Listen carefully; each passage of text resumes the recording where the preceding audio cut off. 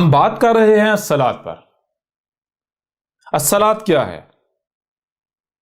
جب آپ قرآن کو اٹھا کر دیکھیں تو آپ کے اوپر یہ بات بالکل کھل کر واضح ہو جائے گی کہ قرآن نے الصلاۃ کو انسان کی زندگی کا مقصد قرار دیا۔ انسان کو دنیا میں لایا گیا تو کس مقصد کے لیے لایا گیا؟ تاکہ الصلاۃ قائم کی جائے۔ اور یہی بات ہر رسول نے کہی، ہر رسول نے کہا کہ مجھے بھیجا گیا ہے الصلاۃ قائم کرنے کے لیے۔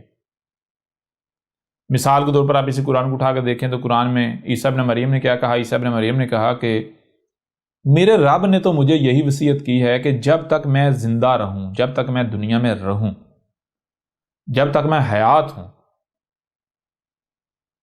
تب تک میں نے کیا کرنا ہے؟ میں نے الصلاۃ قائم کرنی ہے۔ اور کیا یہ صرف عیسیٰ ابن مریم نے کہا؟ نہیں۔ عیسیٰ ابن مریم کیا تھا؟ عیسیٰ ابن مریم رسول تھا، اور رسول کے بارے میں قرآن کیا کہتا ہے؟ قرآن کہتا ہے کہ ہر رسول ایک ہی مقصد کو پورا کرنے کے لیے آیا، ہر رسول ایک ہی دعوت لے کر آیا، ہر رسول پر الکتاب جو ہے اتاری گئی، ہر رسول کا مقصد ایک ہی تھا، اور وہ کیا تھا؟ جو عیسیٰ ابن مریم کہہ رہا ہے کہ میں بھیجا گیا ہوں الصلاۃ قائم کرنے کے لیے، میرے رب نے مجھے وصیت کی ہے کہ میں جب تک حیا ہوں، جب تک زندہ ہوں، الصلاۃ قائم کروں۔ یعنی مجھے وجود میں لایا اس لیے گیا ہے کہ تاکہ میں الصلاۃ قائم کروں۔ یہی بات محمد نے کی کہ میرا دنیا میں آنے کا مقصد کیا ہے؟ دنیا میں آنے کا مقصد ہے الصلاۃ۔ ہر رسول جو ہے الصلاۃ قائم کرنے کے لیے آیا۔ پھر ہم جان چکے ہیں کہ قرآن جتنے بھی رسول ہیں اور جو رسول کی دعوت کو دل سے تسلیم کرنے والے، یعنی رسول کی اطاعت و اتباع کرنے والے، ان کو قرآن کیا کہتا ہے؟ ان کو قرآن کہتا ہے صالحین۔ صالحین صالح کی جمع ہے، صالح صلحہ سے ہے، صلحہ سال سے ہے۔ سال کسے کہتے ہیں؟ سال کہتے ہیں شے کا اپنے مقام پر ہونا، اور آگے ہا آ جاتا ہے۔ جب ہر شے اپنے مقام پر ہوگی تو پھر کیا ہوگا؟ ہا ہوگا۔ ہا کسے کہتے ہیں؟ توازن کو، بیلنس کو، سکون کو، پرفیکشن کو، کوئی ڈسٹربنس نہیں، کوئی رکاوٹ نہیں، یہ ہوتا ہے صلح۔ اور صلح کہاں ہوتی ہے؟ ظاہر بات ہے جہاں ڈسٹربنس ہو، جہاں رکاوٹ ہو، جہاں خرابی ہو، جہاں کوئی بگاڑ پیدا ہو جائے۔ جیسے مثال کے طور پر دو یا دو سے زائد شخصیات، ان کا آپس میں معاملات گڑبڑ ہو، جن میں بگاڑ پیدا ہو جائے تو کیا کہا جاتا ہے؟ ان کی صلح کرا دو۔ صلح کرا دو کا مطلب کیا ہوتا ہے؟ کہ ان کے درمیان جو اختلاف ہے اس اختلاف کو دور کر کے ان کو واپس پہلے ایک جیسا کر دو، ان کو جوڑ دو۔ یہ ہوتی ہے صلح۔ تو رسول کیا کرنے آتا ہے؟ رسول صلح کے لیے آتے ہیں۔ اصلاح کہاں صلح کرنے کے لیے؟ زمین میں، زمین کی اصلاح کرنے کے لیے آتے ہیں۔ اور جو رسول کی دعوت کو تسلیم کرتے ہیں وہ بھی کیا کرتے ہیں؟ وہ زمین کی اصلاح کرتے ہیں۔ یوں ان کو کیا کہا جاتا ہے؟ صالحین کہا جاتا ہے۔ تو اب ذرا دیکھیں کہ رسول جس مقصد کے لیے آتے ہیں، جب اس مقصد کو پورا کرتے ہیں تو رسولوں کو صالحین کہا جا رہا ہے۔ صالحین کسے کہا جائے گا؟ یا صالح کسے کہا جائے گا؟ ظاہر ہے صالح تو اسے کہا جائے گا کہ جو اصلاح کرتا ہے۔ اصلاح کس میں کی جاتی ہے؟ جس میں کوئی بگاڑ ہو۔ اب ذرا غور کریں کہ کیا نمازیں پڑھنے سے آپ کسی کو صالح کہہ سکتے ہیں؟ نمازیں پڑھنے سے کہیں بگاڑ ہے وہ بگاڑ دور ہو سکتا ہے؟ یعنی دیکھیں رسول آتے ہیں زمین کی اصلاح کرنے، زمین میں اصلاح کرنے، نہ کہ زمین میں بگاڑ پیدا کرنے۔ اور جو رسولوں کی دعوت کا کفر کرتے ہیں وہ کیا کرتے ہیں؟ وہ زمین میں بگاڑ، فساد کرتے ہیں، زمین میں بگاڑ پیدا کرتے ہیں۔ میں آپ سے سوال کرتا ہوں کہ کیا نمازیں نہ پڑھنے سے زمین میں بگاڑ ہوتا ہے؟ اور نمازیں پڑھنے سے اگر کوئی زمین میں بگاڑ ہے تو وہ بگاڑ دور ہو کر زمین کی اصلاح ہو جاتی ہے؟ اگر تو ایسا ہو جاتا ہے تو پھر بلا شک و شبہ نماز ہی الصلاۃ ہے، اور اگر ایسا نہیں تو پھر نماز الصلاۃ کیسے ہو سکتی ہے؟ پھر اس کو ایک اور زاویے سے، ایک اور پہلو سے آپ کے سامنے رکھتے ہیں۔ جب یہ بات واضح ہوگی کہ دنیا میں آنے کا مقصد ہے الصلاۃ قائم کرنا، تو پھر ہم ایسا کرتے ہیں کہ ہم لفظ الصلاۃ کو ایک لمحے کے لیے ایک سائڈ پر رکھتے ہیں۔ ہم یہ جاننے کی کوشش کرتے ہیں کہ دنیا میں آنے کا مقصد کیا ہے، دنیا میں آنے کا ہمارا مقصد کیا ہے۔ جو مقصد ثابت ہو جائے اسے کیا کہا جائے گا؟ اس کو قرآن نے الصلاۃ کہا، اس کو الصلاۃ کہا جائے گا۔ اچھا مقصد کیا ہے؟ کسی بھی شے کو اگر وجود میں لایا جاتا ہے، کوئی بھی شے بنائی جاتی ہے، وہ کیوں بنائی گئی، کس لیے بنائی گئی، یعنی اس کا مقصد تخلیق کیا ہے، مقصد وجود کیا ہے، اگر اسے جاننا ہے تو سب سے بہترین فارمولہ یہ ہے، سب سے بہترین ذریعہ یہ ہے کہ آپ اس شے میں صلاحیتوں کو دیکھ لیں، اگر آپ نے اس شے میں جو صلاحیتیں ہیں انہیں جان لیا تو آپ کے اوپر واضح ہو جائے گا کہ اس شے کا مقصد کیا ہے، کیونکہ جو صلاحیتیں ہیں وہ کسی بھی شے کا مقصد تخلیق، مقصد وجود واضح کر دیتی ہیں۔ کسی بھی شے کا مقصد کیا ہے اس میں موجود جو صلاحیتیں ہیں وہ طے کرتی ہیں۔ مثال کے طور پر ایک چھوٹی سی مثال ہے، اگر آپ کا مال ہے اور آپ نے اس مال کی رکھوالی کے لیے آپ کو ایک کتے کی ضرورت ہے، آپ کتا لے کر آتے ہیں، لیکن ساتھ ایک بکری بھی لے آتے ہیں۔ آپ دیکھیں نظر آنے میں، وزن میں کتا اور بکری تقریباً ایک جتنے ہیں، دونوں میٹیریل سے، مواد سے بنے ہوئے ہیں، دونوں ہی مواد سے بنے ہوئے ہیں، میٹیریل سے بنے ہوئے ہیں، مادے سے بنے ہوئے ہیں۔ میں آپ سے سوال کرتا ہوں کہ جب آپ نے مال کی رکھوالی رکھوانی ہے تو کیا بکری کو رکھوالی پر رکھیں گے یا کتے کو رکھیں گے؟ تو ڈیفینیٹلی آپ کا جواب یہ ہوگا کہ بھائی کتے کو رکھیں گے۔ اب یہاں اگر میں آپ سے سوال یہ کروں کہ آپ بکری کو کیوں نہیں اس مقصد کے لیے رکھتے، تو آپ کا جواب کیا ہوگا؟ جواب بالکل واضح ہے، بھائی بکری میں وہ صلاحیت نہیں ہے، بکری میں وہ صلاحیتیں نہیں ہیں، وہ صلاحیتیں کتے میں ہیں، اس لیے کتے کو رکھوالی پر رکھا جائے گا۔ یعنی ایسا نہیں ہے کہ وہ کتا ہے تو کتے کو، اس کا کتا ہونا رکھوالی اس کا مقصد طے کرتا نہیں، بلکہ کتے میں وہ صلاحیتیں ہیں۔ مثال کے طور پر اگر کتا جو ہے، اگر اس میں یہ صلاحیتیں نہیں ہیں رکھوالی کرنے والی، کتا بالکل بکری کے جیسا ہے، شریف سا، سیدھا سادہ، ڈرپوک سا، جو چور کو دیکھ کر بھونکتا نہیں ہے، ڈر کے بھاگ جاتا ہے، کیا ایسے کتے کو آپ صلاحیتوں مال کی رکھوالی پر رکھیں گے؟ تو یہاں بھی جواب ہے بالکل نہیں۔ یعنی رکھوالی کے لیے کتا ہونا شرط نہیں ہے، رکھوالی کے لیے صلاحیتیں ہونا شرط ہے۔ صلاحیتیں طے کرتی ہیں کسی بھی شے کا مقصد کیا ہے۔ چھری لے لیں، آپ چھری سے کیا کریں گے؟ جو کام چھری سے آپ کرتے ہیں وہی کام آپ ڈنڈے سے کر سکتے ہیں؟ یا ایسی شے جس میں وہ چھری والی صلاحیتیں نہیں پائی جاتی، اس سے کر سکتے ہیں آپ کام؟ نہیں کر سکتے۔ یہاں تک کہ اگر چھری جو ہے اس میں بھی کاٹنے کی صلاحیت نہ ہو تو آپ اس سے سبزی یا فروٹ یا کوئی شے نہیں کاٹ سکتے۔ کسی بھی شے کا مقصد کیا ہے اس میں موجود صلاحیتیں طے کرتی ہیں۔ تو اب میں آپ سے سوال کرتا ہوں، دیکھیں آپ نے اگر جاننا ہے کہ آپ کو اس دنیا میں کیوں لایا گیا، آپ کا مقصد تخلیق کیا ہے، تو کیسے پتا چلے گا؟ کیا آپ کو اپنے اندر جان کر یہ دیکھنا نہیں چاہیے کہ میرے اندر صلاحیتیں کیا ہیں؟ جب صلاحیتیں طے کرتی ہیں کسی کا مقصد تخلیق کیا ہے، مقصد وجود کیا ہے، تو پھر ڈیفینیٹلی آپ کے اوپر یہ لازم ہے کہ آپ سب سے پہلے یہ کرو کہ اپنے اندر جان کو دیکھو کہ آپ میں کیا صلاحیتیں ہیں۔ جس دن آپ نے اپنی صلاحیتوں کو پہچان لیا، جان لیا، آپ کے اوپر بالکل کھل کر واضح ہو جائے گا کہ آپ کا دنیا میں آنے کا مقصد کیا ہے۔ چلیں ہم جانتے ہیں، ان صلاحیتوں کو جانتے ہیں، سامنے رکھتے ہیں جو صلاحیتیں جتنے بھی بشر ہیں ان میں کامن ہیں، مشترک ہیں۔ اچھا وہ کیا ہیں؟ دیکھیں آپ کے پاس سننے کے لیے کان ہیں، کان لگے آپ کو۔ اچھا کانوں کا کیا مقصد ہے؟ تو کسی کو بھی بتانے کی ضرورت نہیں ہے، ہر ایک کے اوپر واضح ہے کہ بھائی کانوں کا مقصد کیا ہے۔ کانوں سے سننے کی صلاحیت ہے، اس لیے کانوں کا مقصد کیا ہے؟ کانوں سے سننا۔ آپ کو آنکھیں دی گئی تو آنکھوں کا کیا مقصد ہے؟ آنکھوں سے دیکھنے کی صلاحیت ہے، تو آنکھوں سے کیا کیا جائے گا؟ دیکھا جائے گا۔ لہذا آنکھیں کس مقصد کے لیے ہیں؟ آنکھیں دیکھنے کے لیے ہیں۔ یعنی کان زمین نرم کرنے کے لیے نہیں ہے، کان بولنے کے لیے نہیں ہے، کان کس لیے ہیں؟ سننے کے لیے۔ آنکھیں کس لیے ہیں؟ سننے کے لیے۔ کیوں؟ کیونکہ کانوں میں سننے کی صلاحیت ہے، آنکھوں میں دیکھنے کی صلاحیت ہے۔ کیا صرف آپ میں یہی دو صلاحیتیں؟ نہیں بھائی، جو ہم سنتے ہیں اور دیکھتے ہیں اس سے سمجھنے کی صلاحیت بھی دی گئی ہمیں، ہمارے اندر سمجھنے کی بھی صلاحیت ہے۔ اچھا کیا صرف یہی ہے؟ نہیں، بولنے کی صلاحیت بھی ہے۔ کیا یہی ہے؟ نہیں، اور ہے کیا؟ عمل کرنے کی صلاحیت بھی ہے۔ یعنی ہاتھ ہیں، ہاتھوں سے کیا صلاحیت؟ ہاتھوں میں کیا صلاحیت ہے؟ ہاتھوں میں صلاحیت یہ ہے کہ ہاتھوں سے ہم جو اشیاء ہیں ارد گرد جو بھی ہے، ہم ان اشیاء کو پکڑ سکتے ہیں، ادھر کر سکتے ہیں، ادھر کر سکتے ہیں، کسی مقام پر رکھ سکتے ہیں، کسی مقام یعنی ادھر ادھر کر سکتے ہیں، کچھ بھی کر سکتے ہیں۔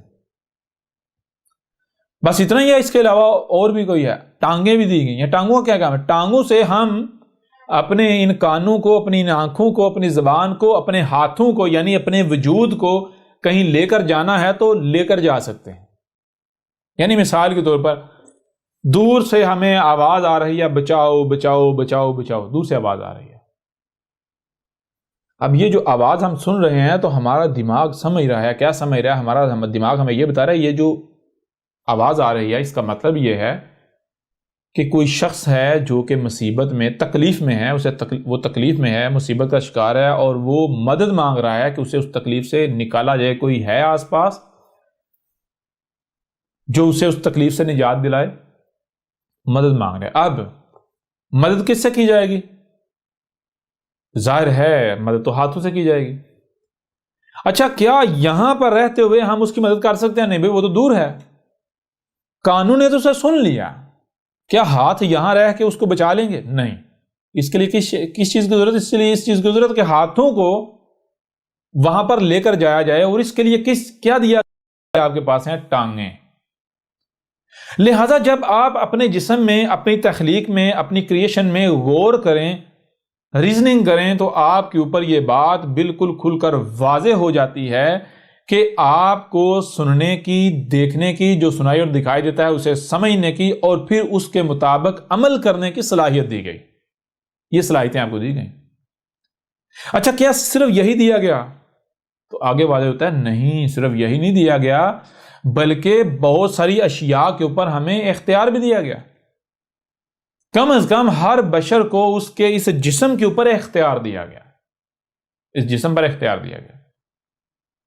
کسی کو گھر کے اوپر اختیار دیا گیا، کسی کو زمین کے چھوٹے سے حصے پر اختیار دیا گیا، کسی کو زمین کے وسیع حصے پر اختیار دیا گیا۔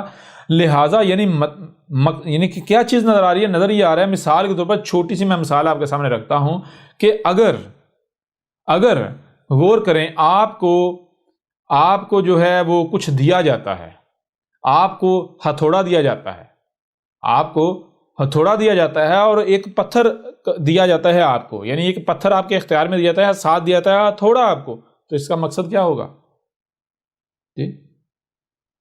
یا اور اس کو واضح کر لیتے ہیں، مثال کے طور پر آپ کے ہاتھ میں اوزار پکڑائے جاتے ہیں، اور آپ کے سامنے اینٹیں، سیمنٹ، بجری، یہ چیزیں، مٹیریل لایا جاتا ہے، اور آپ کو ایک نقشہ تھمایا جاتا ہے، تو اب اس کا مقصد کیا ہوگا؟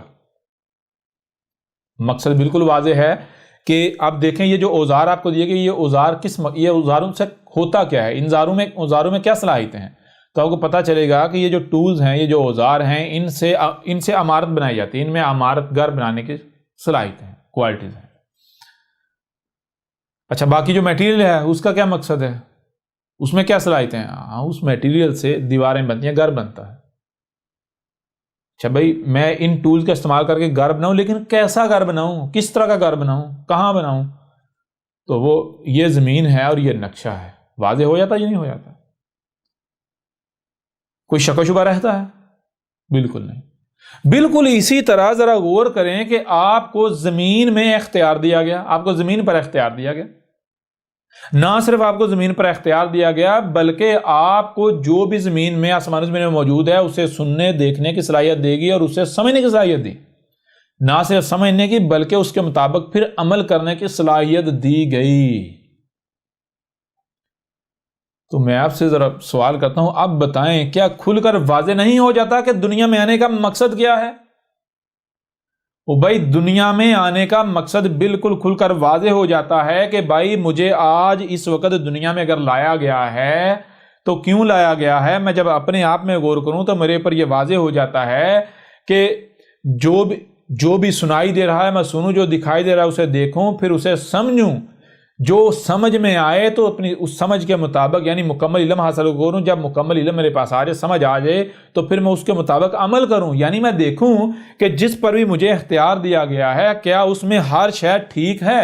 اگر تو ٹھیک ہے تو میں حفاظت کروں، کسی کو خراب نہ کرنے دوں، چھیڑ چھاڑ نہ کر دے دوں۔ اگر کہیں کوئی خرابی ہے، کسی نے چھیڑ چھاڑ کی ہے یا چھیڑ چھاڑ کر رہا ہے، اسے روکوں، کہیں چھیڑ چھاڑ کی ہے، خرابی کی ہے، تو اشیاء کو میں واپس جو ان کے اصل مقامات ہیں وہاں پر رکھوں تاکہ سب کچھ ٹھیک ہو جائے، خرابی نہ ہو۔ کوئی مشکل ہے؟ کوئی مشکل نہیں ہے۔ کتنا آسان ہے. یہ ہے الصلاۃ. اس کو قرآن میں کہا گیا الصلاۃ. بھائی الصلاۃ کا مطلب کیا ہے؟ الصلاۃ کہتے ہیں ایک اور یعنی کہ آسان الفاظ میں جان لیں، آپ کو جس مقصد کے لیے دنیا میں لایا گیا اس مقصد کو الصلاۃ کہا گیا. تو مقصد کیا ہے؟ بالکل کھول کر واضح ہو جاتا ہے. بھائی مجھے دنیا میں لایا گیا ہے تو میرے اندر صلاحیتیں کیا ہیں؟ صلاحیتیں واضح کر دیں کہ میرا مقصد کیا ہے. صلاحیتیں یہ ہیں کہ مجھے سننے کی، دیکھنے کی جو سنائی اور دکھائی دے رہا ہے اسے سمجھنے کی صلاحیت دی گئی، نہ صرف سمجھنے کی بلکہ اس کے مطابق عمل کرنے کی صلاحیت دی گئی. تو اس کے علاوہ پھر کیا ہے؟ مجھے اس جسم پر اختیار دیا گیا، زمین پر اختیار دیا گیا، تو جس حد تک مجھے اختیار دیا گیا اس حد تک میں نے کیا کرنا ہے؟ میں سنوں، دیکھوں، سمجھوں اور اس کے مطابق پھر عمل کروں. اگر کہیں خرابی ہے اس خرابی کو دور کروں، کوئی خرابی کر رہا ہے اسے روکوں، لوگوں کو سمجھاؤں. ٹھیک ہے؟ یعنی میں کیا کروں؟ میں زمین کی اصلاح کروں. ٹھیک ہے جی، یہ ہے مقصد. اب میں آپ سے سوال کرتا ہوں ایک اور. وہ سوال کیا؟ وہ سوال یہ ہے کہ اگر آپ غور و فکر نہیں کرتے تو کیا آپ جان پائیں گے صلاۃ کیا ہے؟ پہلی بات. دوسری بات، اب بغیر غور و فکر کیے اگر آپ وہی کرتے ہیں جس پر آپ نے اپنے آباء و اجداد کو پایا تو کیا وہ کرنے سے آج جس وقت آپ کو دنیا میں لایا گیا یہ مقصد پورا ہوگا جسے قرآن میں صلاۃ کہا گیا؟ وہ صلاۃ قائم ہوگی؟ کبھی بھی نہیں ہوگی. تو آپ کیا کریں گے؟ آپ صالحین میں آپ کا شمار ہوگا یا پھر مفسدین میں، فساد کرنے والوں میں؟ آپ مجرم بنیں گے. کوئی مشکل ہے سمجھنا؟ لہذا آپ ذرا غور کریں کہ جسے الصلاۃ کہا جا رہا ہے، نماز، کیا نماز دنیا میں آنے کا مقصد ثابت ہوتی ہے؟ بتائیں نا. اور آسان کر دیتا ہوں میں آپ کے لیے، اور آسان کر دیتا ہوں. اس قرآن کو اٹھا کر دیکھیں. آپ تو قرآن کو ماننے کے دعوے دار ہیں نا. آپ کہتے ہیں نا ہم اس قرآن کو مانتے ہیں. آپ اس قرآن کو ماننے کے دعوے دار ہیں. اس قرآن میں کیا لکھا ہوا ہے؟ اس قرآن میں لکھا ہوا ہے کہ تمہارا ابا ابراہیم ہے، لہذا ہر طرف سے کٹ کر ابراہیم کی ملت پر قائم ہو جاؤ. ملت کسے کہتے ہیں؟ ملت کہتے ہیں جیسے ابراہیم نے زندگی گزاری، جیسے ابراہیم نے حق پہچانا، جیسے ابراہیم پیدائش سے لے کر موت تک دنیا میں رہا، بالکل ویسے تم نے کرنا ہے. یہ ہے ابراہیم کی ملت. اب ذرا ابراہیم کی زندگی میں غور کریں. کیا ابراہیم نے وہی کیا تھا جو ہم کر رہے ہیں، جو آپ کر رہے ہیں؟ غور کریں ذرا. اگر تو جو آپ کر رہے ہیں یہی ابراہیم نے کیا تو پھر آپ ابراہیم کی ملت پر ہیں، اور اگر آپ جو کر رہے ہیں یہ ابراہیم نے نہیں کیا تو پھر ابراہیم کی ملت کیسے ہو سکتی ہے؟ اور آپ کس طرح ابراہیم کی ملت پر ہو سکتے ہیں؟ پھر آپ قرآن کا کفر کرنے والوں میں سے نہیں ہیں. اور یہی بات اس قرآن میں لکھی ہوئی ہے. قرآن کہہ رہا ہے کہ جو اکثریت ہے وہ قرآن کا کفر کر رہی ہے. اکثریت جو ہے وہ زبان سے تو کہتی ہے ہم قرآن کی بات مانتے ہیں لیکن عملاً نہیں مانتے، قرآن کے قریب بھی نہیں آتے. قرآن کہہ رہا ہے کہ جتنا اس قرآن کے قریب لایا جاتا ہے یہ اتنا دور بھاگتے ہیں، جتنا ان کے اوپر قرآن بیان کیا جاتا ہے، کھولا جاتا ہے، یہ اتنا قرآن سے دور بھاگتے ہیں.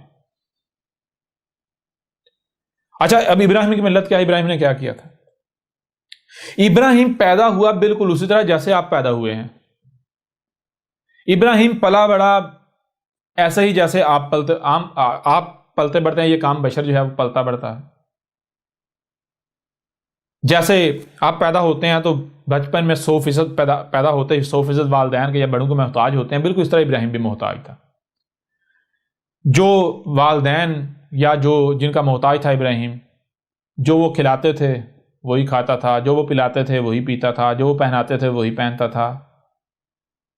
جب پیدا ہوا 100% ان کا محتاج تھا. ایک رائی برابر بھی خود کفیل نہیں تھا. لیکن جیسے جیسے بڑا ہوتا گیا، وقت گزرتا گیا، بڑا ہوتا گیا تو ابراہیم خود مختار ہوتا گیا. تو جس قدر ابراہیم خود مختار ہوتا گیا اس قدر اپنے بڑوں کی محتاجی اس کی ختم ہوتی گئی. ٹھیک ہے جی. اب ہوتا کیا ہے، ایک وقت آتا ہے کہ جب ابراہیم مکمل طور پر با اختیار ہو جاتا ہے. وہ کھا خود رہا ہے، کھانے کے لیے والدین کا یا بڑوں کا محتاج نہیں ہے، پینے کے لیے بڑوں کا محتاج نہیں ہے، چلنے کے لیے بڑوں کا محتاج نہیں ہے. سننے کے لیے، دیکھنے کے لیے، کھانے کے لیے، پینے کے لیے، پہننے کے لیے، ہر لحاظ سے وہ خود مختار ہو چکا ہے، لیکن وہ دیکھتا ہے، وہ کہتا ہے کہ بھائی میرا آنے کا دنیا میں آنے کا مقصد کیا ہے؟ مجھے دنیا میں لایا گیا، بڑا کیا گیا، جب مجھے اتنا بڑا کر دیا، میرا مقصد کیا ہے؟ اب جب مقصد کو تلاش کرنا شروع کیا تو دیکھا کہ بھائی وہ کہہ رہا ہے یہ مقصد ہے، یعنی دین یہ ہے، وہ کہہ رہا ہے دین یہ ہے، وہ کہہ رہا ہے دین، اور ہر کا معاملہ کیا ہے؟ ہر ایک کا معاملہ یہ ہے کہ ہر ایک یہی دعویٰ کر رہا ہے کہ جو میرا دین ہے یہی حق ہے، باقی سارے باطل ہیں، باقی گمراہ ہیں، ہمارا فرقہ، میرا فرقہ حق پر ہے، باقی سارے گمراہ ہیں۔ ابراہیم دیکھتا ہے، کہتا ہے کہ ایسا کیسے ممکن ہے کہ سارے کے سارے ہی حق پر ہوں، سارے کے سارے ہدایت یافتہ ہوں، سب کے پاس حق ہو؟ کیونکہ حق تو کوئی ایک ہی ہو سکتا ہے، یا تو ان میں سے کوئی ایک حق پر ہے، یا پھر یہ سارے کے سارے ہی باطل ہیں، کسی ایک کو بھی حق کا نہیں علم۔ اب ابراہیم کہتا ہے کہ بھائی اب کیسے پتہ چلے گا حق کیا ہے؟ ابراہیم دیکھتا ہے کہ میں کسے حق کہہ رہا ہوں، تو ابراہیم دیکھتا ہے بھائی میں اسے حق کہہ رہا ہوں جس پر میں نے اپنے بڑوں کو پایا۔ اچھا، وہ حق جو ہے جسے حق کہہ رہا ہے وہ کس بنیاد پر کہہ رہا ہے؟ وہ اسی بنیاد پر اس کو حق کہہ رہا ہے جس بنیاد پر میں کہہ رہا ہوں۔ کس بنیاد پر؟ ہر کسی کا یہ کہنا ہے کہ بھائی ہم نے اپنے بڑوں کو، اپنے آباء و اجداد کو اس دین پر، اس پر پایا، اس وجہ سے یہی حق ہے۔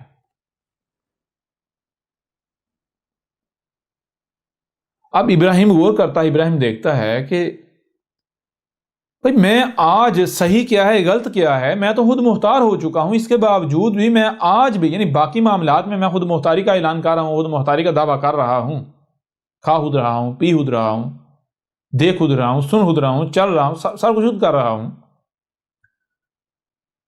لیکن جہاں پر صحیح اور غلط کی بات آتی ہے، جہاں پر دنیا میں آنے کا مقصد آتا ہے، یہاں پر میں آج بھی اپنے بڑوں کا محتاج ہوں، باوجود اس کے کہ میں باشعور ہو چکا ہوں، میں خود مختار ہونے کے باوجود آج بھی میں ان کا محتاج بنا ہوا ہوں۔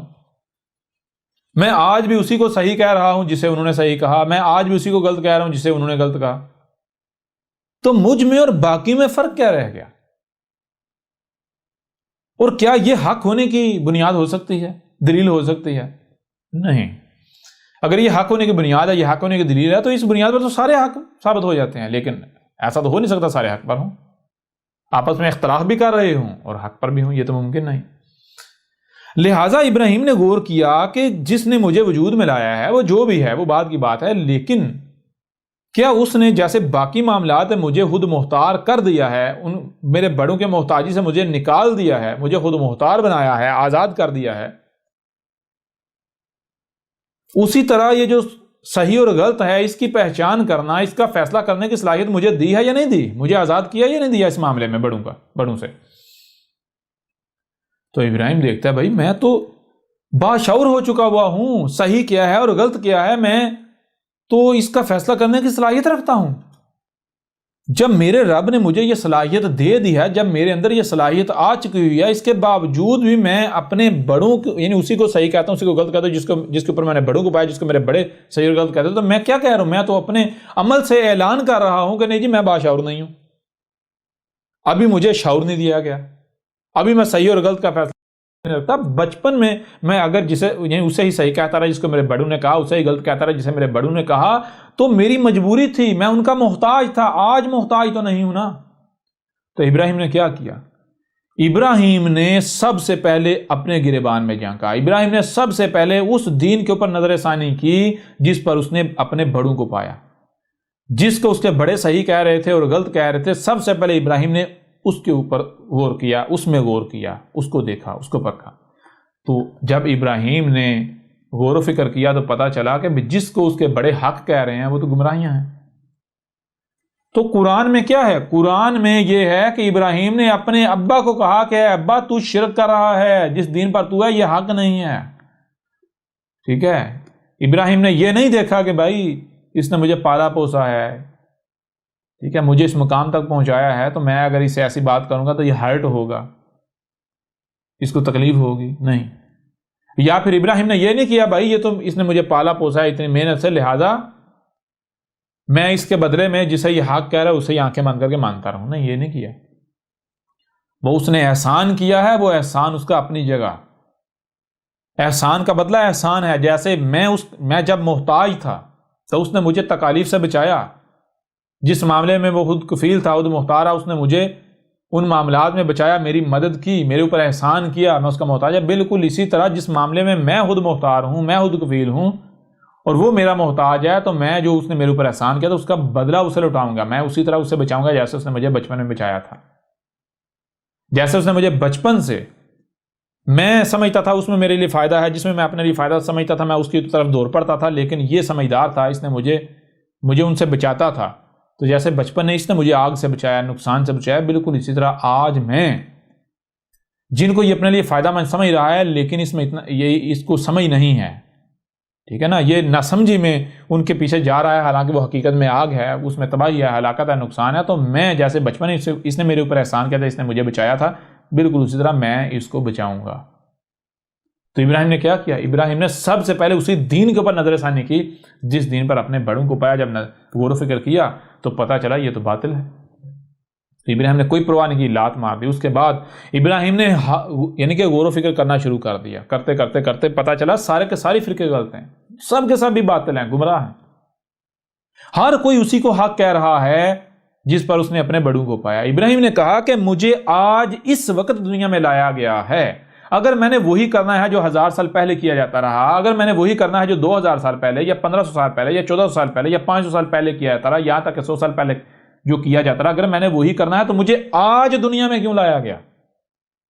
مجھے تب دنیا میں لایا جاتا. مجھے اگر آج دنیا میں لایا گیا ہے تو آج اس وقت کیا کرنا ہے، اس مقصد کے لیے لایا گیا. ٹھیک ہے، مجھے آج دنیا میں لایا گیا تو میں آج پہچانوں کہ آج مجھے دنیا میں لائے جانے کا مقصد کیا ہے اور میں اسے پورا کروں. تو پھر قرآن کیا بتاتا ہے؟ قرآن بتاتا ہے ابراہیم ہدایت کیسے ملی. ابراہیم نے آسمان و زمین میں غور و فکر کیا. جب ابراہیم نے آسمان و زمین کائنات میں غور و فکر کیا تو اس کے اوپر حق کھل کر واضح ہو گیا. ٹھیک ہے، یہ ہے ابراہیم کی ملت. تو اب کیا آپ ابراہیم کی ملت پر چل رہے ہیں یا پھر آپ انہی فرقوں میں دھنسے ہوئے ہیں؟ آپ اسی پر چل رہے ہیں، اسے ہی حق کہہ رہے ہیں جس کو آپ کے بڑوں نے حق کہا. بتائیں نا ذرا. او بھائی، بے شک مان لیا آپ کے بڑے حق پر تھے، بے شک وہ حق پر ہی کیوں نہ ہوں، لیکن جب آپ کو شعور دیا گیا ہے تو کیوں دیا گیا ہے؟ آپ کیوں غور و فکر نہیں کرتے؟ اگر حق ہوگا تو اسے پکڑ لیجئے، اگر حق ثابت ہو جائے تو کہیں جائے گا، الٹا اطمینان ہو جائے گا. لیکن کہیں ایسا نہ ہو کہ وہ باطل ثابت ہو جائے اور آپ آنکھیں بند کر کے دگڑ دگڑ دگڑ لگے رہیں اور کل کو سوائے پچھتاوے کو کچھ نہ رہے. جی، کس کا نقصان ہوگا؟ کسی دوسرے کا نقصان ہوگا. ابراہیم کی ملت کیا ہے؟ ابراہیم کی ملت یہ ہے کہ آپ کو آج اس وقت دنیا میں لایا گیا ہے. تو کیوں لایا گیا ہے؟ اس لیے نہیں کہ جو آپ کے بڑے کرتے رہے آپ نے وہ کرنا ہے، جس پر آپ نے اپنے بڑوں کو پایا وہ کرنا ہے. نہیں، آج اس وقت آپ کو دنیا میں لایا گیا تو اس وقت آپ نے دیکھنا ہے کہ اس وقت کیا کتب ہے، اس وقت کیا کرنا ہے، اس وقت میری ذمہ داری کیا ہے. ٹھیک ہے، چھوٹی سی مثال سے سمجھ لیں. مثال کے طور پر آپ کو گاڑی کی ڈرائیونگ آتی ہے، آپ کو ساتھ والی سیٹ پر بٹھا دیا جاتا ہے اور ڈرائیونگ سیٹ پر کوئی دوسرا بیٹھ گیا. وہ ڈرائیونگ کر رہا ہے، روڈ بالکل صاف ستھرا ہے، موٹر وے کے اوپر جا رہا ہے، ہائی وے کے اوپر صاف ستھرا کلیئر روڈ ہے، اور بورڈ لگا ہوا ہے جناب 120 کلومیٹر فی گھنٹہ کی رفتار سے، یا پھر انلمیٹڈ سپیڈ جو ہے وہ بورڈ لگا ہوا ہے کہ انلمیٹڈ سپیڈ ہے، جتنی چاہے سپیڈ سے آپ رفتار سے گاڑی چلا سکتے ہیں. جو بندہ ڈرائیونگ کر رہا ہے وہ 200-250 کلومیٹر فی گھنٹے کی رفتار سے گاڑی ڈرائیو کر رہا ہے. اب 400-500 کلومیٹر گاڑی ڈرائیو کرنے کے بعد کیا ہوتا ہے کہ وہ بریک لگاتا ہے اور ڈرائیونگ سیٹ سے اتر کر آپ کو کہتا ہے بھئی آپ ڈرائیونگ سیٹ پر آ جائیں. اب میں آپ سے سوال کرتا ہوں کہ کیا آپ نے اسی طرح گاڑی ڈرائیو کرنی ہے؟ بالکل وہی کرنا ہے جو وہ پہلے والا کر رہا تھا، پہلے والا ڈرائیور کر رہا تھا. جی، یا پھر آپ نے دیکھنا ہے کہ جب آپ کو اسٹیئرنگ دیا گیا ہے اس وقت روڈ کیسا ہے، آپ کہاں موجود ہیں، کتنی سپیڈ الاؤ ہے، اور اس کے مطابق ڈرائیونگ کرنی ہے۔ یا پھر آپ نے دیکھا کہ بھائی پیچھے وہ تو 250 کلومیٹر فی گھنٹے کی رفتار سے آ رہا تھا، لہذا میں بھی 250 کلومیٹر فی گھنٹے کی رفتار سے گاڑی جاری رکھوں گا۔ حالانکہ جب وہ شخص اسٹیئرنگ سے اترا ہے، کب اترا ہے؟ تب اترا ہے جب آگے روڈ جو ہے وہ خراب ٹوٹا پھوٹا روڈ آ گیا ہے، کھڈے ہیں، ایسا روڈ آ گیا ہے۔ تو ایسی صورت میں میں آپ سے سوال کرتا ہوں، اگر آپ بالکل اسی طرح گاڑی چلائیں گے، وہی سیم ٹو سیم وہی کریں گے جو پہلے والا ڈرائیور کر رہا تھا، تو نتیجہ کیا نکلے گا؟ گاڑی صحیح سلامت رہے گی یا پھر آپ گاڑی کو تباہ کر کے رکھ دیں گے؟ جی، وہ بھی ڈرائیونگ کر رہا تھا، آپ نے بھی ڈرائیونگ کرنی ہے، لیکن ڈرائیونگ کیسے کرنی ہے؟ نقل نہیں کرنی، آپ نے اس کی نقل نہیں کرنی کہ جیسے وہ ڈرائیو کر رہا تھا آپ نے بھی اسی طرح کرنی ہے، نہیں، بلکہ آپ نے دیکھنا ہے کہ مجھے جب اسٹیئرنگ پر بٹھایا گیا ہے، ڈرائیونگ سیٹ پر بٹھایا گیا ہے، تو میں کہاں پر موجود ہوں، روڈ کیسا ہے، یہاں پر کتنی سپیڈ جو ہے وہ الاؤ ہے، کتنی رفتار کی اجازت ہے، جی، حد رفتار کیا ہے، حد رفتار۔ تو آپ نے جو حالات و واقعات ہیں اس کا مشاہدہ کرتے، اس کی ریزننگ کرتے، اسے جانتے، اس کے مطابق ڈرائیونگ کرنی ہے، نہ کہ آپ نے اس کی نقل کرنی ہے۔ اگر آپ نے نقل کی پیچھے والے کی تو آپ گاڑی کو تباہ کر کے رکھ دیں گے۔ بالکل اسی طرح ایک طرف آپ خود مانتے ہیں کہ انسان جو ہے اسے جناب زمین پر خلیفہ نائب بنایا گیا۔ نائب کا مطلب کیا ہے؟ زمین کا اختیار دیا گیا آپ کو۔ یہ زمین گویا کہ ایک گاڑی ہے، یہ زمین گویا کہ ایک گاڑی ہے۔ پہلے اس زمین کی ڈرائیونگ سیٹ پر آپ کے آباء و اجداد تھے، آج اس کی ڈرائیونگ سیٹ پر آپ ہیں۔ آپ ذرا غور کریں، اگر آپ اسی طرح ڈرائیونگ کریں گے جس طرح آپ کے آباء و اجداد نے کی، تو اس کا زمین کا، اس گاڑی کا انجام کیا ہوگا؟ آج دیکھیں زمین آپ کو، یعنی گاڑی، یہ جو زمین بطور ایک گاڑی لے لیں، یہ گاڑی آپ کو ملی کس حالت میں ملی؟ زلزلے آ رہے ہیں، طوفان آ رہے ہیں، آندھیاں آ رہی ہیں، سونامی آ رہے ہیں، سیلاب آ رہے ہیں، ہلاکتیں آ رہی ہیں، بیماریوں کا سیلاب ہے، جنگ و جدل، تفرقہ، عدم برداشت۔ یہ کس وجہ سے ہے؟ اگر آپ کے آباء و اجداد نے اس گاڑی کی ڈرائیونگ ٹھیک طریقے سے کی ہوتی تو زمین میں یہ فساد ہوتا، گاڑی لڑکھڑا رہی ہوتی، گاڑی ہر طرف سے تباہی سے دوچار ہوتی، کھڑکھڑا رہی ہوتی، لڑکھڑا رہی ہوتی؟ نہیں۔ یہ چیز بھی بالکل کھول کر واضح کرتی ہے کہ آپ کے آباء و اجداد جس طرح اس کی ڈرائیونگ کرتے رہے، وہ فساد کرتے رہے، انہوں نے تباہی مچا دیا، اگر آپ وہی کریں گے تو نتیجہ کیا نکلے گا؟ آپ کے آباء و اجداد جسے صلاۃ کہہ رہے تھے، الصلاۃ کے نام پر جو کر رہے تھے، اگر وہ واقعتاً الصلاۃ ہوتی تو اس سے زمین کی اصلاح ہوتی یا زمین میں بگاڑ آتا؟ آج یہ زمین کی حالت ہوتی۔ اگر آپ کے آباء و اجداد واقعتاً جو آپ کے خلف تھے، جو آپ سے پہلے والے تھے، آپ کے سلف، یہاں سے اگر آپ کے آباء و اجداد جو کہ آپ کے سلف تھے، اگر انہوں نے ٹھیک سے ڈرائیونگ کی ہوتی، اگر انہیں الصلاۃ قائم کی ہوتی، تو کیا آج زلزلے آتے، طوفان آتے، آندھیاں آتی، سونامی آتے، بیماریاں ہوتی، جنگ و جدل ہوتا، تفرقہ ہوتا، اختلافات ہوتے، لوگ ایک دوسرے کو قتل کرتے، یہ نفرتیں ہوتی، عدم برداشت ہوتی، لوگ ایک دوسرے کو گالیاں دیتے، عقلیں ماؤ ہو چکی ہوتی، زمین کی جو حالت ہے، زمین جہنم بن چکی ہے، زمین کی یہ حالت ہوتی، زمین جہنم بنتی۔ وہ بھائی الصلاۃ قائم کرنے سے زمین کی جو اصلاح ہوتی ہے، زمین میں اصلاح ہوتی ہے۔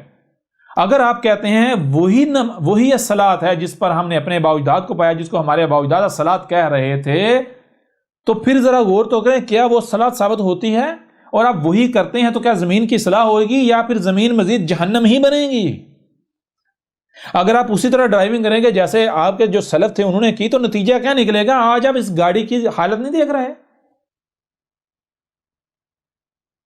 اس سے بھی بڑھ کر واضح ہو سکتا ہے۔ او بھائی الصلاۃ کیا ہے؟ الصلاۃ ہے آپ کے دنیا میں آنے کا مقصد۔ دنیا میں آنے کا مقصد کیا ہے؟ کسی بھی شے کا مقصد کیا ہے؟ کسی بھی شے کا مقصد وجود، مقصد تخلیق کیا ہے؟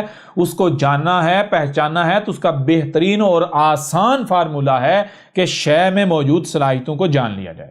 جب آپ شے میں موجود صلاحیتوں کو پہچان لیں گے، جان لیں گے، تو صلاحیتیں خود بخود کھول کر واضح کر دیں گی کہ اس شے کا مقصد وجود کیا ہے، اس شے کا مقصد تحلیق کیا ہے۔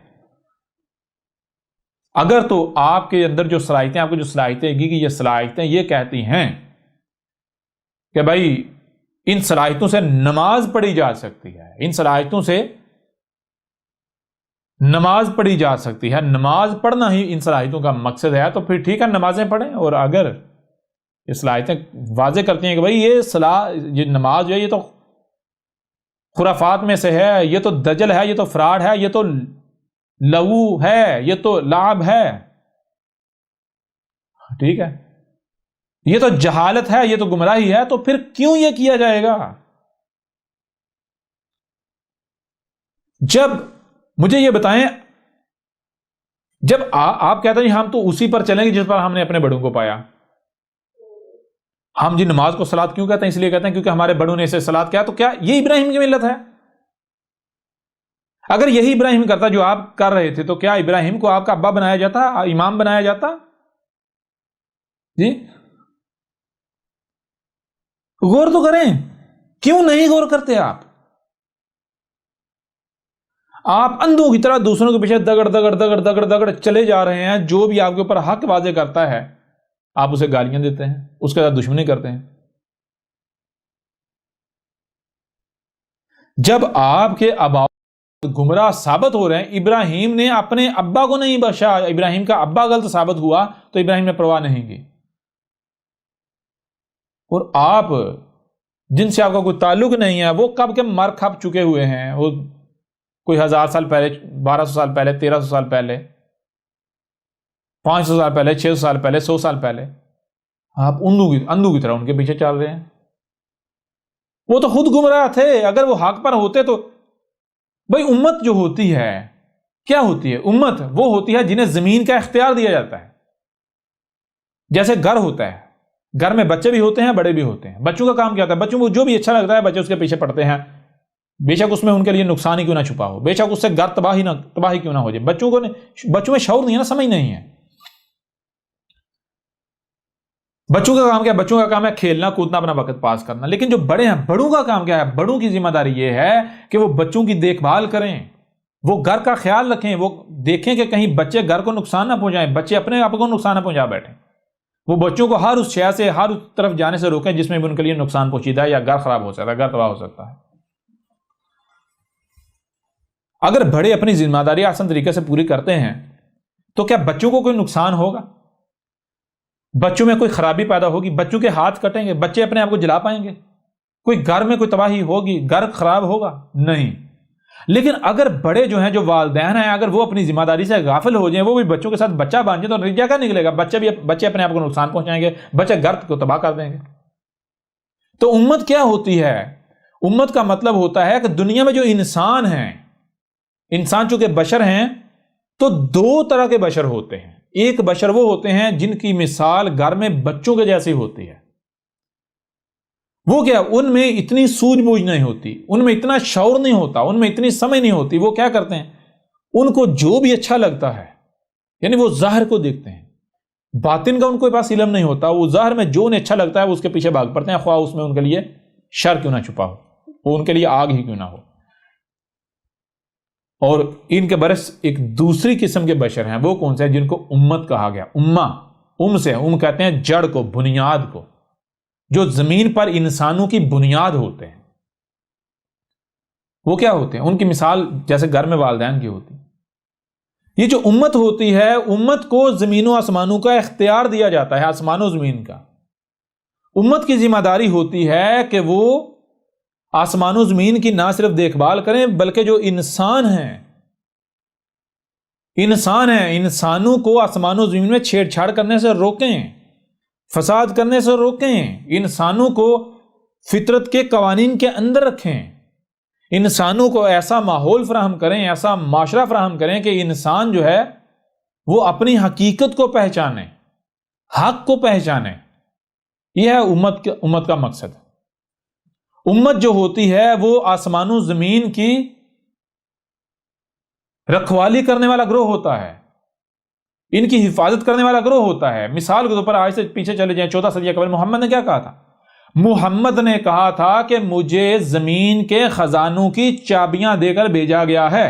کیوں؟ تاکہ میں زمین کے جو خزانے ہیں ان کی حفاظت کروں. میں زمین کے خزانوں کی حفاظت کرنے کے لیے بھیجا گیا ہوں. میں آپ سے سوال کرتا ہوں،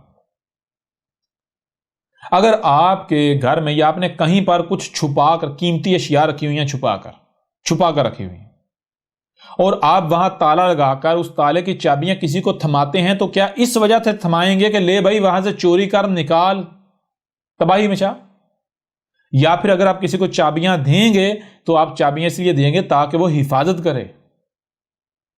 جی بالکل اسی طرح محمد نے کہا کہ مجھے آسمان و زمین کی جو خزانے ہیں ان کی چابیاں دی گئی ہیں. کیوں؟ ان کی حفاظت کے لیے. اور محمد نے کہا جان لو یہ چابیاں میں تمہارے حوالے کر کے جا رہا ہوں.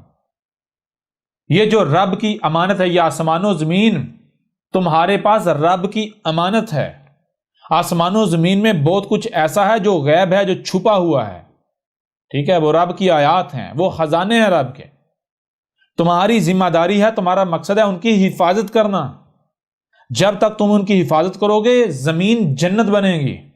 زمین میں کوئی خرابی نہیں ہوگی، زلزلے نہیں آئیں گے، طوفان نہیں آئیں گے، آندیاں نہیں آئیں گی، کوئی فتنہ نہیں آئے گا، کوئی جنگ و جدل نہیں ہوگا، کوئی خرابی نہیں ہوگی. اور اگر تم نے اس امانت میں خیانت کی، تم نے ان چابیوں کو گما دیا یا کسی کو دے دیا، دشمن کو دے دیا، بچوں کے ہاتھ یہ چابیاں دے دیں، تو تم مجرم ہو. تو آج ہم کیا کر رہے ہیں؟ اب امت کا مقصد تھا آسمان و زمین کی حفاظت کرنا. آسمان و زمین میں جو رب کے پوشیدہ خزانے ہیں ان کے اوپر پہرا دینا مقصد تھا، تاکہ جو انسان ہیں جن کی آسمان و زمین میں ایسی مثال ہے جیسا گھر میں بچوں کی مثال ہوتی ہے، انسان جو ہیں ان کے پیچھے نہ پڑتے، انسان ان کو نکالتے نہ. کیوں؟ آسمان و زمین میں ایک توازن قائم کیا گیا، المیزان وضع کیا. اس قرآن کو اٹھا کر دیکھیں، پورے کا پورا قرآن بار بار واضح کر رہا ہے، جان لو ہم نے آسمان و زمین میں المیزان وضع کیا. کوئی بھی جو سائنٹسٹ ہے، کوئی بھی جو سائنس کا علم رکھنے والا ہے، اس سے پوچھے کیا آسمان و زمین میں توازن نہیں قائم کیا گیا تھا؟ اور کہا کہ جان لو اس میزان میں خسارہ نہیں کرنا. پہلی بات یہ ہے کہ آسمان و زمین میں صرف وہی شے استعمال کرنی ہے جس کو تم واپس رکھ سکو. کیوں؟ اگر کوئی شے تم ایسے استعمال کر لو جس کو تم واپس نہیں رکھ سکتے تو توازن بگڑ جائے گا یا نہیں بگڑے گا؟ توازن تو بگڑ جائے گا. لہٰذا پہلی بات آسمان و زمین میں صرف اسی شے کا استعمال کرنا ہے جس کو تم وہاں واپس رکھ سکتے ہو. اور دوسری بات کہ اگر کسی شے کو واپس رکھنا ہے تو اسے استعمال ہی پھر کیوں کریں؟ یعنی اگر استعمال کی جاتی ہے تو کیونکہ ضرورت ہے نا، جب ضرورت ہے استعمال کریے، واپس ہم کیسے رکھیں؟ اگر واپس رکھنی ہوتی تو ہم لیتے ہی نہ. ہاں ہمیں پتا ہے کہ اگر یعنی کہ مثال کے طور پر واپس رکھنی ہے تم نہیں رکھ سکتے، کیونکہ اگر یعنی کہ تمہارے پاس ہوتی یا تم خود کفیل ہوتے تم لیتے ہی نہ. اگر تم نے لی ہے تو واپس تم جو ہے وہ نہیں رکھ سکتے. لیکن ایک صورت ہے، ایک طریقہ ہے جس طریقے سے تم واپس رکھ سکتے ہو. کیوں؟ اگر تم نے واپس شے نہ رکھی تو توازن بگڑ جائے گا، میزان میں خسارہ ہو جائے گا. واپس کیسے رکھنی ہے؟ واپس رکھنی ہے قسط کے ساتھ، یعنی تھوڑی تھوڑی کر کے. جیسے مثال کے طور پر اگر آپ کو لکڑی کی ضرورت ہے، لکڑی آپ درخت کاٹیں گے، اب ویسا ہی درخت آپ نے وہاں رکھنا ہے. کیسے؟ تھوڑا تھوڑا کر کے، قسط کے ساتھ، تاکہ وزن قائم رہے. تو اب ذرا آپ غور کریں کہ کیا جب یہ کرنا تھا تو کیا آپ کے آباء و اجداد نے یہ کیا؟ محمد کے بعد یہ کیا؟ زمین کے خزانوں کی حفاظت کی، زمین کی حفاظت کی؟ جی بتائیں ذرا آپ. یہ تھی الصلاۃ، اور آپ کیا کر رہے ہیں؟ اب اگر آپ کے آباء و اجداد نے صلاۃ قائم کی ہوتی جو کہ آسمان و زمین کی حفاظت کرنا تھی، تو کیا آج آسمان و زمین میں توازن میں بگاڑ ہوتا؟ زلزلے آتے، طوفان آتے، آندیاں آتی؟ کبھی بھی نہ آتی. زمین کی اس وقت حالت چیخ چیخ کر بتا رہی ہے کہ جن کے پیچھے تم چل رہے ہو، جن کو تم اپنے لیے اسوہ حسنہ بنائے ہوئے، جن ملاٹوں کے پیچھے چل رہے ہو، جن اپنے بڑوں کے پیچھے چل رہے ہو، جن اماموں کے پیچھے چل رہے ہو، جن بخاری مسلموں کے پیچھے چل رہے ہو، گدھے کے بچوں، وہ سب کے سب گمراہ تھے، وہ سب کے سب مجرم تھے، وہ مجرمین شیاطین تھے۔ جس کو انہوں نے الصلاۃ کہا وہ الصلاۃ نہیں ہے، بلکہ وہ الصلاۃ کے نام پر فساد ہے۔ وہ جو نماز ہے وہ نماز الصلاۃ نہیں ہے، وہ نماز الصلاۃ سے غافل کر دیتی ہے، غافل کرنے کے لیے ہے۔ تمہارے آباء و اجداد کو بھی اسی نے غافل کیا، ٹھیک ہے؟ اور تم غور کر ہی نہیں، کیا تمہیں ہم نے سننے کے لیے کان نہیں دیے، دیکھنے کے لیے آنکھیں نہیں دی، جو سنائی اور دکھائی دے اسے سمجھنے کی صلاحیت نہیں دی؟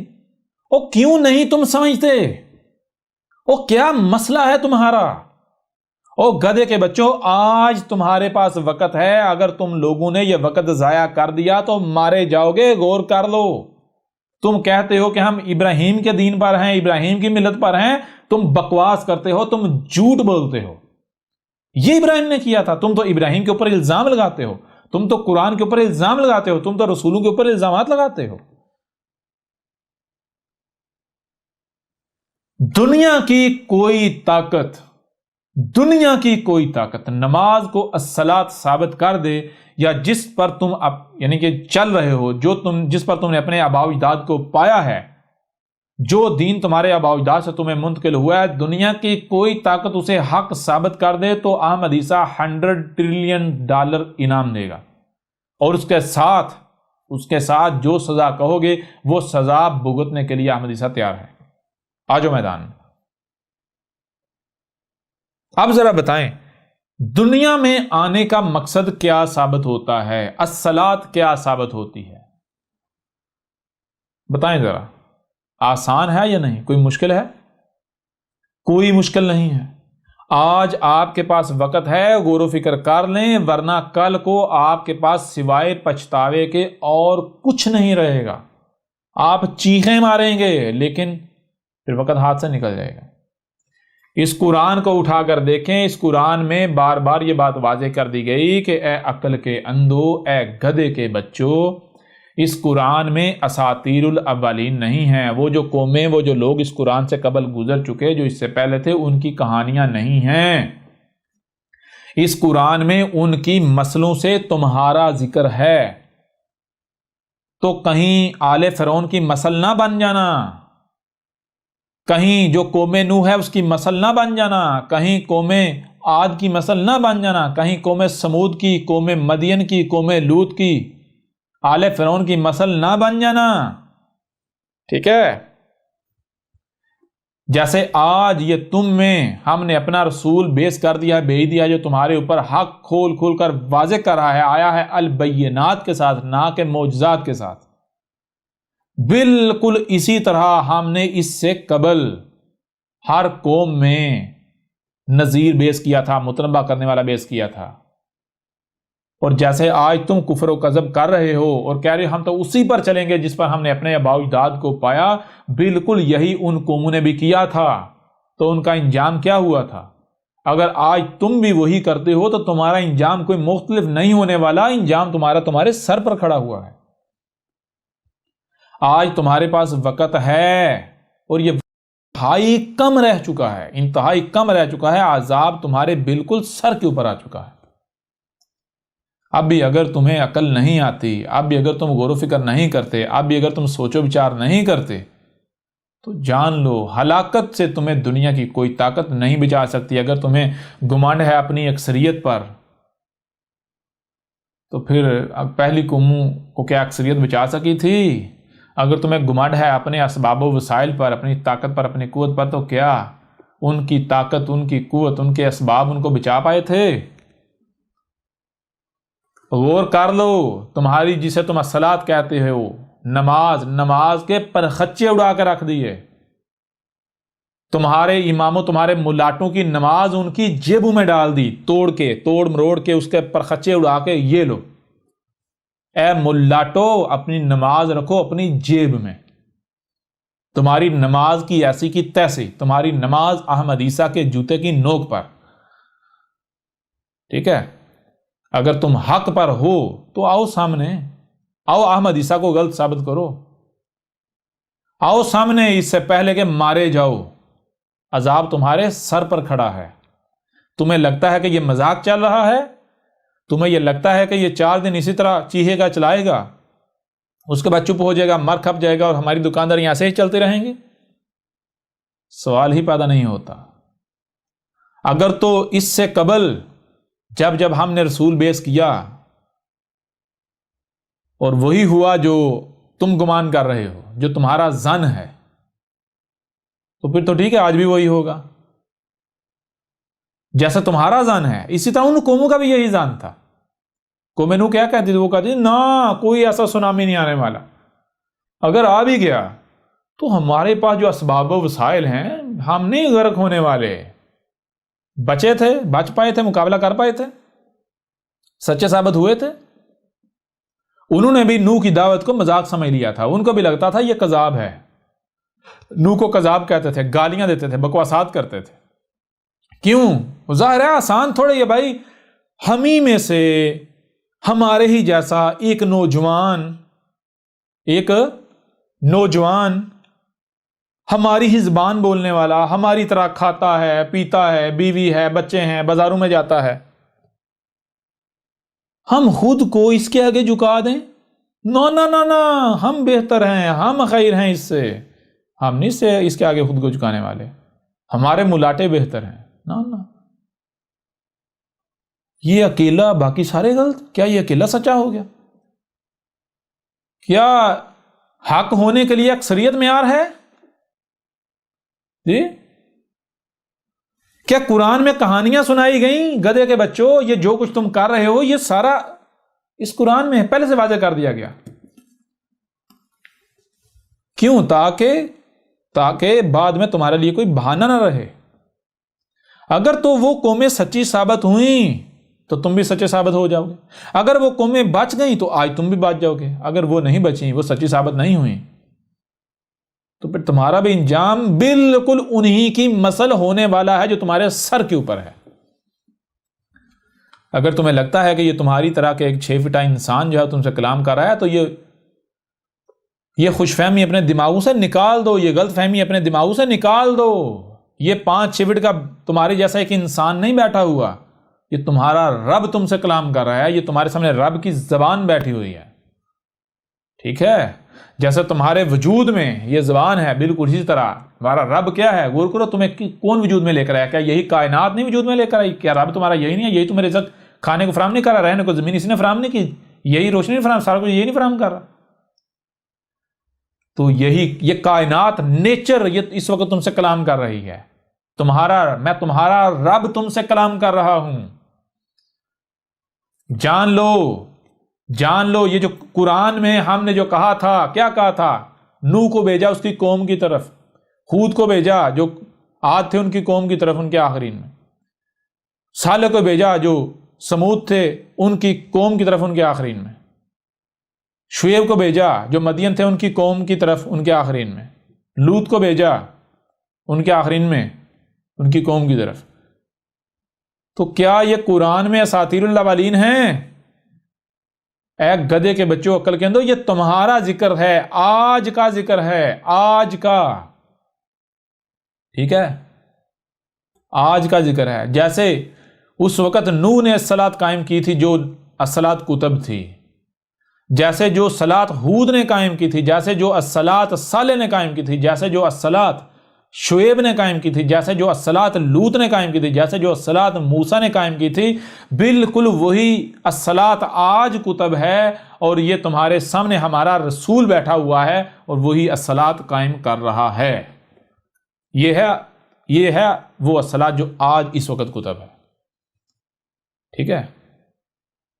دنیا کی کوئی طاقت نماز کو صلاۃ ثابت کر کے دکھائے، ٹھیک ہے؟ نوح نے کیا کیا تھا؟ نوح نے کہا میں آیا ہوں صلاۃ قائم کرنے کے لیے۔ کون سی صلاۃ نوح نے قائم کی؟ کیا کیا نوح نے تو لوگوں کو مطلب کہ حق کھول کر واضح کیا، یہ تھی نوح کی صلاۃ، ٹھیک ہے؟ اس طرح باقی رسولوں کو لے لیں۔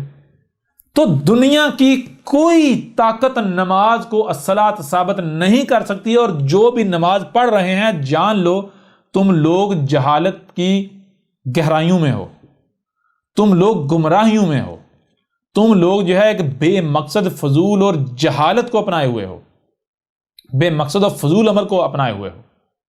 ٹھیک ہے، یہ جو تمہاری نمازیں ہیں یہ جہالت ہے، یہ بے وقوفی ہے، یہ پاگل پن ہے. ٹھیک ہے، یہ جو تمہاری نمازیں ہیں یہ بالکل فضول عمل ہے، بیکار عمل ہے، جہالت ہے، یہ الٹا جرم ہے. یہ صلاۃ کے نام پر الصلاۃ سے غافل ہو تم، اس نے تمہیں الصلاۃ سے غافل کیا ہوا ہے. الصلاۃ اپنی جگہ پر موجود ہے، تم لوگ الصلاۃ کے نام پر الصلاۃ کا کفر کر رہے ہو، الصلاۃ سے کذب کر رہے ہو. لہذا اب آؤ میدان میں اور اپنی نمازوں کو الصلاۃ ثابت کر کے دکھاؤ. نہیں کر سکتے تم. بہرحال یوں اس پہلو سے بھی آپ کے اوپر بالکل کھل کر واضح ہو گیا. اب بڑھتے ہیں ایک اور پہلو کی طرف، اس پہلو سے آپ کے اوپر واضح کرتے ہیں.